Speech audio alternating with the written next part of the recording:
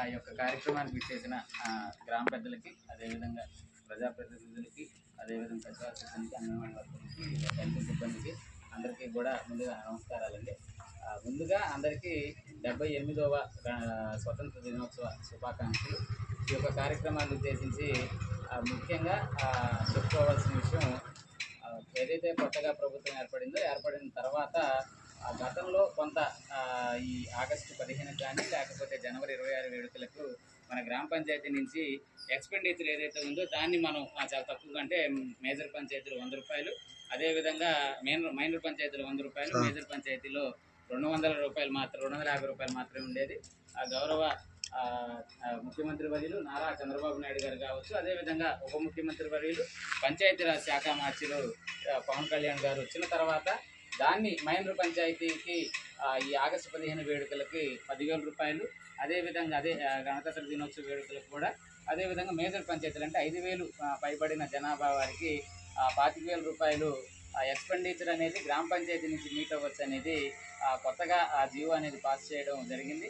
ఇది చాలా ఆనందదాయకం. ఎందుకంటే గతంలో కూడా ఏర్పాట్లు చేసి ఉండేవాళ్ళం, కాకపోతే ఎక్స్పెండిచర్ అనేది వేరే ద్వారాగా మనం మీట్ అవ్వాల్సిన అవసరం ఉండేది. ఇప్పుడు ఆ ఇబ్బంది లేకుండా మనకి ఏదైతే 5,000 లోపు పాపులేషన్ కాబట్టి మనకు కావచ్చు, అభివృద్ధి కావచ్చు, 10,000 రూపాయలు అనేది మనకి ఎక్స్పెండిచర్ అవకాశం ఇచ్చారు. దానిలో భాగంగా మనం శుభ్రంగా ఈ యొక్క అంతకుముందు దిమ్మె ఉండేది కాదు, ఈ దిమ్మెను ఒకటి ఏర్పాటు చేసుకోవడం.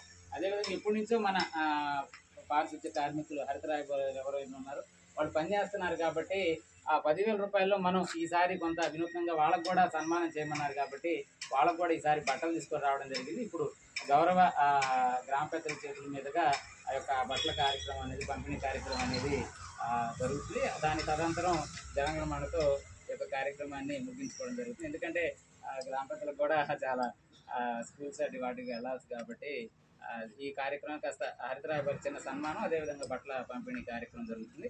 తర్వాత జనగణమనతో ఈ కార్యక్రమాన్ని ముగించడం జరుగుతుంది. ఈ కార్యక్రమం ఉద్దేశించి మాస్టర్ గారు తర్వాత ఇంకొక చిన్న విషయం అండి చెప్దాం అనుకున్నాను. మనకి గ్రామ పంచాయతీ స్థాయిలో చక్కగా ఒక ఎన్జిఓ సంస్థలాగా శ్రీరామ సేవ ఫౌండేషన్ అనేది ఏర్పాటు చేయడం జరిగింది.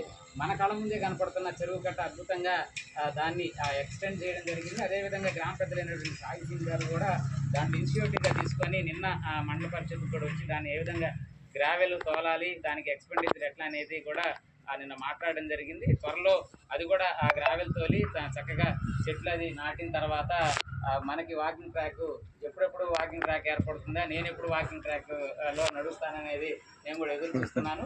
ఈ యొక్క కార్యక్రమానికి జరుగుతున్న అద్భుతమైన కార్యక్రమానికి గ్రామ పంచాయతీ తరపు నుంచి కావచ్చు, అదేవిధంగా మా రెవెన్యూ తరపు నుంచి కావచ్చు, ఖచ్చితంగా ఈ శ్రీరామ సేవ ఫౌండేషన్ వాళ్ళకి ఖచ్చితంగా మేము 100% మా సహాయ సహకారాలు అందిస్తామని ఈ యొక్క కార్యక్రమానికి లీడ్ తీసుకొని నడుపుతున్న వేర్పుల కోటేశ్వరరావు గారికి, అదేవిధంగా వాళ్ళ బృందాన్ని అందరికీ కూడా ఈ యొక్క కార్యక్రమం ఈ వేదిక ద్వారా వాళ్ళందరికీ శుభాకాంక్షలు తెలియజేస్తూ ఇప్పుడు మాస్టర్ గారిని మాట్లాడవలసిందిగా కోరుతున్నాను.